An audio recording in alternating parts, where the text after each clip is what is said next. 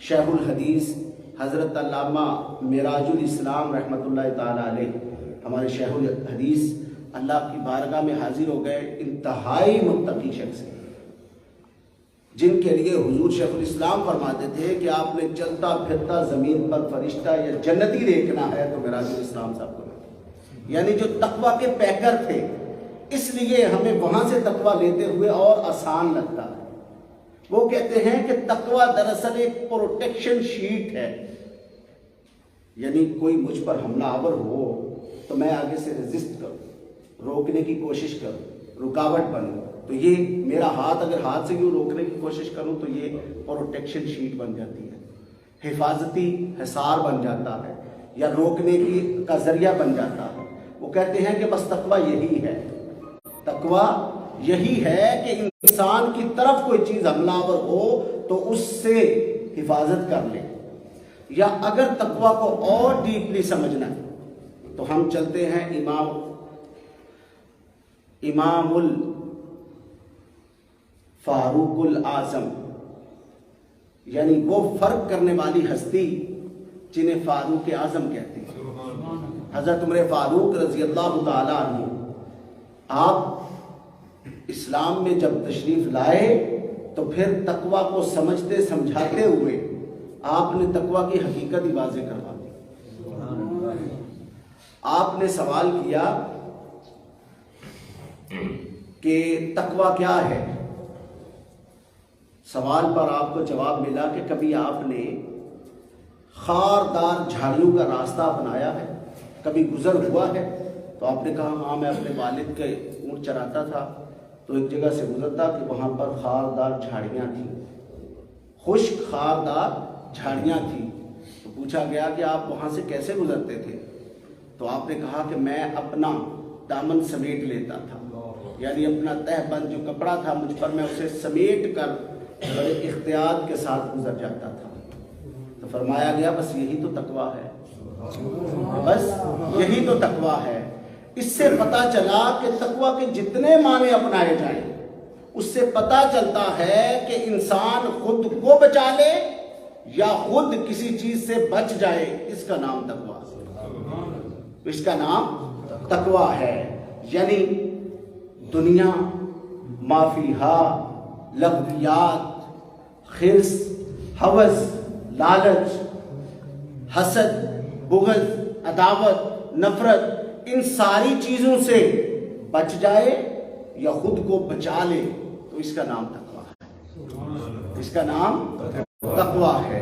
معزز سامعین گرامی قدر، یہ تقویٰ سمجھ آتا ہے کہ یہ کوئی جبہ و دستار کا نام نہیں ہے، یہ وضع و گفتار کا نام نہیں ہے، یہ تقویٰ باطل کی کیفیت ہے، وہ باطن کی کیفیت کہ جو دل سے، یہاں بتایا گیا کہ یہاں تقویٰ یہاں ہوتا ہے کہ اللہ کا خوف، خشیت وہ انسان کے باطن میں ہوتی ہے، دل کی کیفیت کا نام ہے۔ اور اس کو دل کی کیفیت کو سمجھنا ہو تو مولا علی شیر خدا کی بارگاہ میں چلتے ہیں، وہ اور وضاحت کے ساتھ سمجھا گئے۔ کہ مولا علی شیر خدا کے حوالے سے آپ جانتے ہیں کہ آپ نے دشمن کو ایک جنگ میں زیر کر لیا، اور زیر کر کے قریب تھا کہ آپ اس پر ایک کاری ضرب لگاتے اور وہ واصل جہنم ہو جاتا، قریب تھا۔ آپ نے جب اس کو جھکڑ لیا، کنٹرول میں کر لیا، تو اس بدبخت نے آپ کے چہرہ مبارک کی طرف تھوک دیا، آپ فوراً اس سے پیچھے ہٹ گئے، آپ فوراً اس سے پیچھے ہٹ گئے۔ کوئی شخص پاس نہیں کھڑا، کسی نے کوئی سوال نہیں کیا، مگر مولا علی شیر خدا کا یہ عمل ہمیں تقویٰ سمجھا گیا، مولا علی شیر خدا کا یہ عمل ہمیں تقویٰ سمجھا گیا کہ قیامت تک کے لیے یہ بتا دیا کہ تقویٰ باطن کی کیفیت کا نام ہے۔ مجھے بتائیں کہ مورخین میں سے یا صلحاء اولیاء میں سے کوئی قیامت تک اس حال کو جان سکتا تھا کہ مولا علی شیر خدا نے اپنے غضب، اپنے غصے اور اپنی ذاتی عداوت کی وجہ سے اسے قتل کیا یا للہیت میں قتل کیا؟ کسی کو نہیں معلوم، کیونکہ پکڑا انہوں نے، جکڑا انہوں نے، اس وقت تھا جب وہ صرف دین کا دشمن تھا، مگر چھوڑ اس وقت دیا جب اس میں اپنا غضب داخل ہو گیا، جب پرسنل ہو گیا معاملہ تو آپ نے فوراً چھوڑ دیا۔ یہی تو دراصل تقویٰ ہے۔ قیامت تک تقویٰ سمجھا دیا کہ جس میں اپنی ذاتی رنجش آ جائے، جس میں اپنا پرسنل میٹر آ جائے تو اس سے پیچھے ہٹ جاتے ہیں۔ آپ نے فرمایا میں اس کو قتل کرنے والا تھا کہ یہ دین کا دشمن تھا، مگر جب اس نے مجھ پر پرسنل اٹیک کیا تو میرا غصہ بھی اس میں شامل ہو گیا، اس لیے میں نے چھوڑ دیا کہ کہیں میں اس پکڑ میں نہ ہوں۔ معزز سامعین گرامی قدر، یہ لغوی اور اصطلاحی اعتبار سے ذرا آسان پیرائے میں تقویٰ ہم نے سمجھنے کی کوشش کی۔ اب ذرا آتے ہیں قرآن کی طرف۔ قرآن نے اس کو 60 بار ڈائریکٹ تقویٰ کا لفظ استعمال کر کے قرآن میں ذکر کیا ہے، 60 بار ڈائریکٹ ورڈ کے ساتھ اور انڈائریکٹ، یعنی کسی کانٹینٹ میں تقویٰ کے حوالے سے، کسی اصطلاح میں انسان کی بھلائی اور خیر کے لیے یا کسی بھی وجہ سے ذریعے سے اللہ نے تقویٰ سمجھاتے ہوئے 190 بار قرآن میں 190 ٹائم۔ پتہ چلتا ہے کہ کتنا امپورٹنٹ ہے اور اس کو سمجھنا کتنا ضروری ہے۔ اور پھر رمضان کے اس مہینے میں جب اللہ کا کرم، اس کی رحمتیں، اس کی عطا، اس کا فضل جوش دریا کی طرح جو ہے موجیں مار رہا ہے اور ہر عاصی اور گناہ گار کو اپنی رحمت کی طرف بلا رہا ہے کہ آ جا میری بارگاہ میں، آ جا اور مجھ سے مانگ لے، تیری بخشش پکی ہو جائے گی۔ یعنی اللہ کی رحمت جو ہے خود فرماتی ہے کہ کوئی شخص، میرا بندہ، لا تقنطوا من رحمت اللہ، کہ میری رحمت سے کبھی مایوس نہ ہو، بے شک اس کے پہاڑ جتنے گناہ کیوں نہ ہو، ان اللہ یغفر الذنوب جميعا۔ وہ رب ذوالجلال اس ماحول میں دراصل ہمیں رمضان اور تقویٰ سمجھانا چاہتا ہے کہ روزہ کیا ہے اور اس کی اصل کیا ہے، روزہ کیا ہے اور اس کی اصل کیا ہے، وہ سمجھنے سے تعلق رکھتی ہے۔ جب ہم قرآن کی طرف متوجہ ہوتے ہیں تو اللہ پاک نے قرآن میں کئی اینگل کے ساتھ مختلف کنٹینٹ میں قرآن میں اللہ پاک نے تقویٰ ذکر کیا ہے۔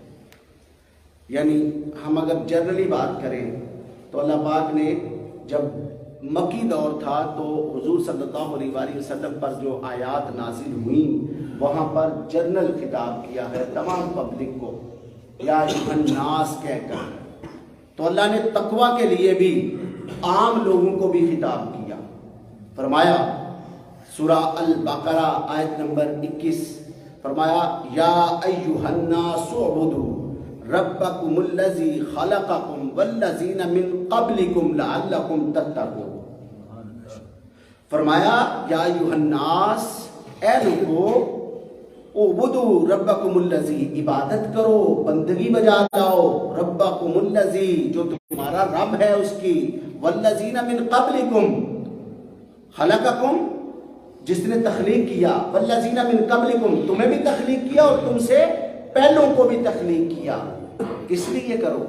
اس لیے کرو کہ لعلکم تتقون، تاکہ تم متقی، پرہیزگار بن سکو۔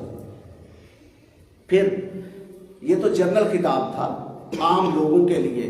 جب اللہ نے اور اسپیسیفک کیا، ایمان والوں کی بات کی، تو ان کو یہ نہیں کہا، ان کو سٹیپ آف تقویٰ نہیں بلکہ ان کو منازل آف تقویٰ دیا ہے، یعنی درجے دیے ہیں کہ اور بڑھنے کے درجے، یعنی متقین، مخلصین، عرفاء، صلحاء، کاملین، درجے ہیں نا، اللہ والوں میں بھی درجے ہیں، درجہ بدرجہ انسان بڑھتا چلا جاتا ہے اور اللہ کا قرب پاتا چلا جاتا ہے۔ ایک مقام آتا ہے کہ خود رب قرآن میں فرماتا ہے کہ میں اس بندے کے ہاتھ بن جاتا ہوں، آنکھ بن جاتا ہوں، زبان بن جاتا ہوں، قدم بن جاتا ہوں۔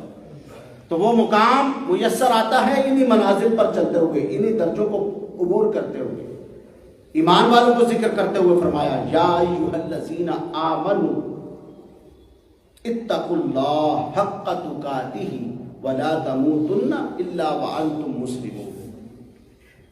فرمایا ایمان والو اتقوا اللہ، اللہ سے ڈرو، حق تقاتہ، یعنی تقوی اختیار کرو ایسے کہ جیسے تقوی اختیار کرنے کا حق ہے، جیسے تقوی اختیار کرنے کا حق ہے۔ وَلَا تَمُوتُنَّ إِلَّا وَأَنْتُمْ مُسْلِمُونَ، یہ درجوں کی بات کیا کرتے ہیں۔ فرمایا کہ نہیں مرو گے یا نہ مرو اس وقت تک، یعنی تمہیں موت نہ آئے اس وقت تک جب تک کہ تم تسلیمات والے نہ بن جاؤ۔